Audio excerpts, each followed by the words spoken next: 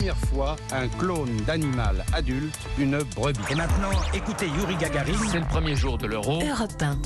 À 7h24, c'est l'heure du jour où votre plongée quotidienne dans la boîte à souvenirs d'Europe 1. Bonjour Lord d'Autriche. Bonjour Dimitri, bonjour à tous. Il y a presque 150 ans, le 7 mars 1876, l'Américain Graham Bell met en service le tout premier téléphone, invention promise à un grand avenir.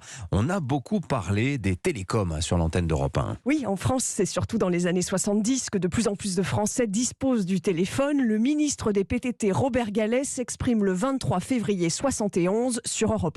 Nous pensons pouvoir mettre les 40 000 premières lignes de téléphone à la disposition des abonnés au début 1973. Et le président Pompidou veut en 1972 étendre le réseau téléphonique au monde rural. La nécessité du téléphone, indispensable instrument aujourd'hui dans une ferme isolée qui se veut moderne. À partir de ce moment, le téléphone se déploie partout. Dans les années 80, le cadran du téléphone fixe disparaît, remplacé par des touches numériques, et on passe au numéro à 8 chiffres. Alors, grande révolution également, le téléphone portable qui apparaît dans les années 90. Le premier est baptisé Itineris.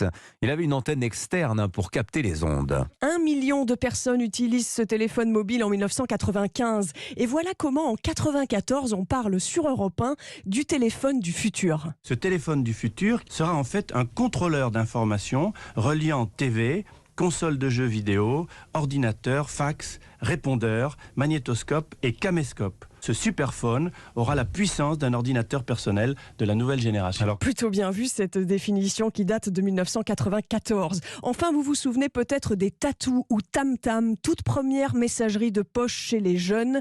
Témoignage recueilli sur Europe 1 en 97. Ça me sert lorsque ma mère veut me joindre pour me donner des rendez-vous ou pour me dire de la rappeler d'urgence, et pour mes amis aussi qui veulent me joindre. C'est peut-être un peu une laisse électronique, je sais pas, mais au moins, moi, en tant que mère, je suis tranquille. Je vois pas l'utilité d'avoir un téléphone en cours, ou alors téléphoner ou recevoir des coups de téléphone, surtout que on devrait plutôt se pencher niveau scolaire que le savoir ce qu'ils font les copains. Et le service Tatou existe toujours aujourd'hui. Il a un avantage, il est impossible à géolocaliser. Ça, c'est une info. Le tatou, ça existe encore. Incroyable. Merci beaucoup, Lord d'Autriche. Suivant.